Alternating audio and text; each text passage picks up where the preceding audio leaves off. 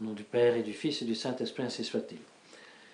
Bien chers fidèles, ce troisième dimanche après l'Épiphanie nous met devant deux grands étonnements. L'un, c'est l'apôtre Saint Paul dans l'épître aux Galates que nous commençons à lire cette nuit dans le bréviaire, donc à ne pas confondre avec l'épître aux Romains que nous avons lu à la messe chantée. Mais l'épître aux Romains, Saint Paul qui s'étonne.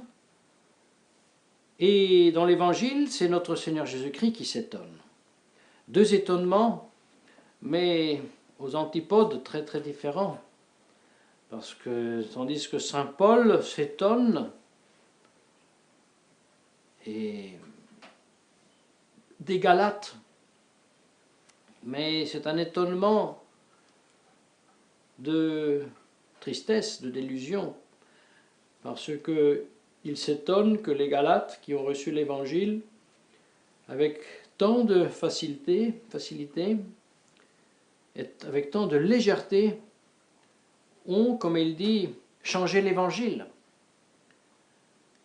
Parce que l'Évangile, dit Saint Paul en les saluant au début de la lettre, c'est que les péchés sont ôtés par la grâce de la foi. Cette grâce de la foi qui opère dans la charité. Voilà comment le péché est ôté. Par Jésus-Christ tout d'abord, par sa vie, par sa mort, par sa résurrection, et par le baptême qui vous fait part de cette mort, de cette résurrection. Et alors, Saint Paul dit aux Galates, je suis très étonné qu'au lieu de croire en Jésus-Christ et vivre en Jésus-Christ, vous vous faites persuader qu'il faut retourner à la pratique de la loi Moïse avec 1000 petites prescriptions mécaniques extérieures, morts, parce que la loi de l'Ancien Testament avait le but, le sens d'annoncer, de faire connaître le péché, mais elle n'avait pas la force de le détruire. Et vous, Galates, vous, en si peu de temps, vous abandonnez la grâce de la foi, vous abandonnez d'opérer dans la charité, et vous commencez à pratiquer la loi mosaïque. Je suis très étonné. C'est bien l'étonnement, et aujourd'hui l'étonnement est beaucoup plus grand parce que aujourd'hui nous ne sommes pas étonnés, nous sommes effrayés qu'un milliard de catholiques s'est fait changer, comment on dit en italien, les cartes sur la table, se sont fait changer la religion. Et non seulement ils sont portés à pratiquer la loi mosaïque, mais ils sont portés à pratiquer non pas la loi mosaïque, mais une religion qui s'est opposée même à la loi mosaïque. Aujourd'hui, le milliard de catholiques sont portés à pratiquer plus ou moins consciemment, et nous reviendrons sur ce fait de la conscience ou non avec laquelle le milliard de catholiques pratiquent cette nouvelle religion, mais justement une religion qui ne s'oppose pas seulement à Jésus-Christ, à l'Église catholique, mais qui s'oppose aussi au vrai Dieu de l'Ancien Testament. Oui, parce que, comme nous avons annoncé plusieurs fois et ajouté que ce n'est pas le moment de développer ce thème, mais nous le ferons dans d'autres manières, mais cette nouvelle religion naît avec et après le Concile Vatican II, outre à ne pas être la religion catholique, est une véritable religion néo-païenne qui adore les mêmes divinités anonymes que adore la gnose de la Kabbale, qu'ensuite ce n'est pas vraiment adorer un Dieu, parce que ce Dieu, on est soi-même. Donc c'est une auto-adoration, c'est un cuire le rôti dans son propre jus, c'est se auto-diviniser, c'est de la divinisation de soi-même, c'est le processus de rendre et faire devenir Dieu toutes et tous, surtout la race juive, qui ensuite est considérée comme le prêtre de cette nouvelle religion, qui doit ensuite annoncer aux non-juifs cette religion. En tout cas, c'est certainement la religion qui anime et qui gouverne les loges maçonniques. Eh bien, on constate de plus en plus que le nouveau sacrementaire, le nouveau rituel, lorsqu'il parle surtout du Saint-Esprit et du Fils, eh bien, dégrade le Saint-Esprit et le Fils comme une de ces milliers émanations qui sortent de cette divinité gnostique, qui ensuite est infinie, est absolue, est impersonnelle. Et derrière cette divinité infinie, absolue, impersonnelle, il y en a un qui s'appelle Satan. Eh bien, on voit que la nouvelle Église, sous les apparences des paroles, Saint-Esprit et Fils de Dieu, prêche, adore, pratique un culte gnostique de la Kabbalah. Eh bien alors, l'étonnement qu'avait saint Paul pour les pauvres Galates, qu'il nomme aussi ensuite insensés, et il leur dit, si moi ou un autre à ma place venait vous enseigner quelque chose d'autre que je vous enseignais, qu'il soit anathème. Eh bien, combien plus, mes chers fidèles, sont anathèmes Jean 23, Paul VI, le Concile Vatican II et toutes ces réformes, parce qu'ils ne sont pas ceux que Jésus-Christ a institués dans son Église. Ce ne sont pas les sacrements institués par notre Seigneur Jésus-Christ. Ce n'est pas la révélation que Jésus-Christ a confiée à Saint Pierre et aux apôtres. Et non seulement ce n'est pas cela, c'est positivement quelque chose de contraire.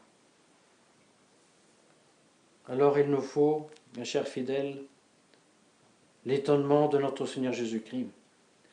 Il nous faut devenir, nous, un centurion, avec une foi tellement vive qu'elle arrache à notre Seigneur Jésus-Christ l'étonnement et qu'il nous fait dire que c'est lui qui vient dans notre maison, dans notre âme, même dans notre corps, comme nous prions avant de recevoir la Sainte Communion, Domine non sum dignus ut intre subtectum meum se tantum dic verbet sanabitur anima mea.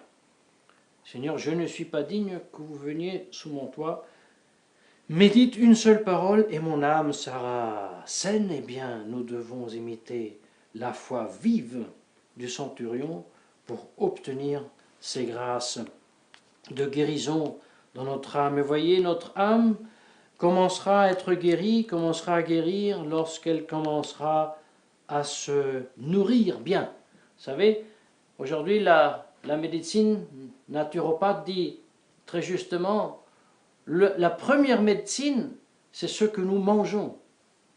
Et c'est ainsi que la première médecine pour notre âme, c'est ce que nous considérons, ce que nous pensons, ce que nous adorons explicitement.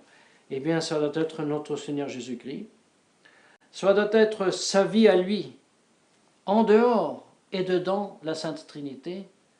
Soit doit être la considération de la très sainte Vierge Marie, comme elle a vécu la vie même de Jésus-Christ, elle qui l'a enfanté, qui l'a conçu du Saint-Esprit, qui a engendré Dieu.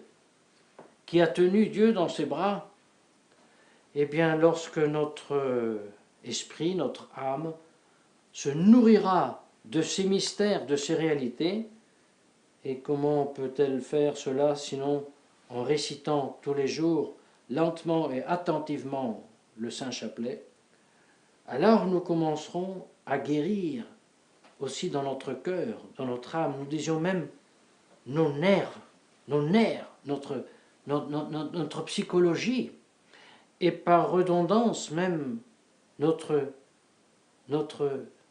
physiologie doit changer lorsque nous contemplons et nous vivons de ces mystères.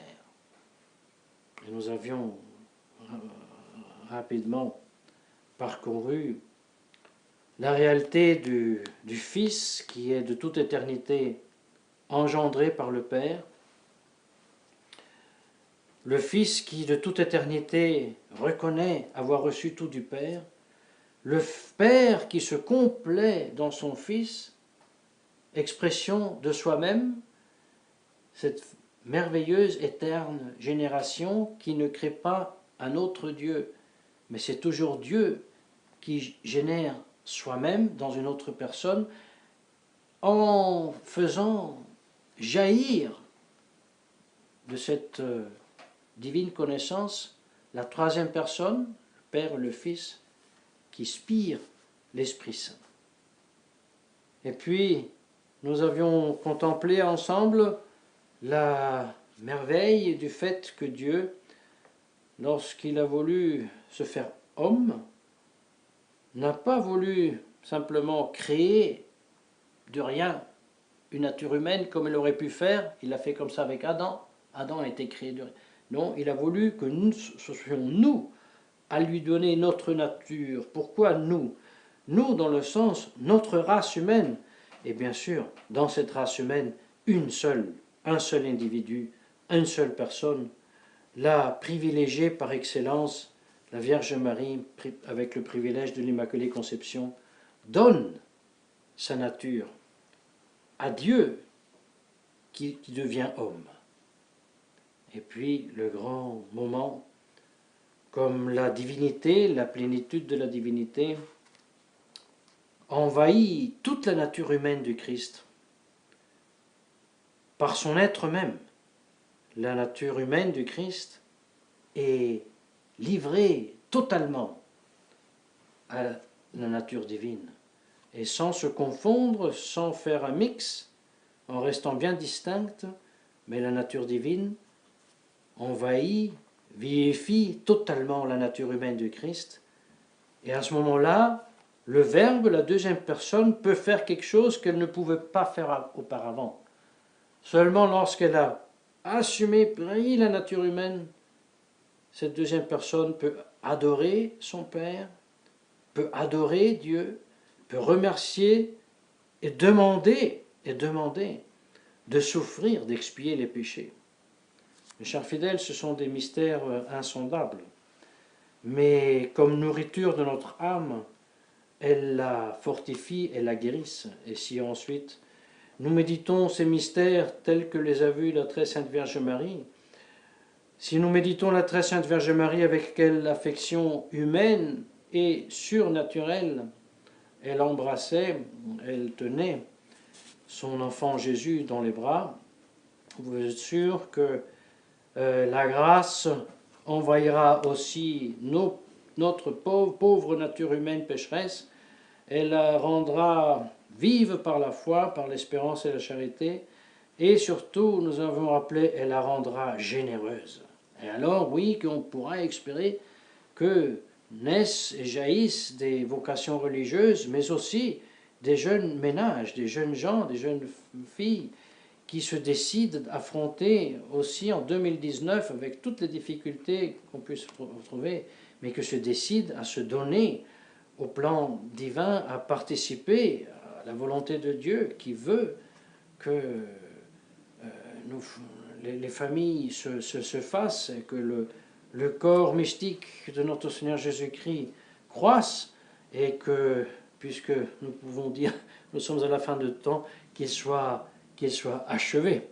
Voilà la grâce que nous avons donc demandée pendant cette Sainte Messe à la Très Sainte Vierge Marie, qu'elle veuille nous faire vivre en nous la foi, l'espérance et la charité par le moyen de notre part d'une prière fervente et quotidienne et fidèle du Saint-Rosaire, dans laquelle nous contemplons ces mystères de la vie, de la mort et de la résurrection de notre Seigneur Jésus-Christ.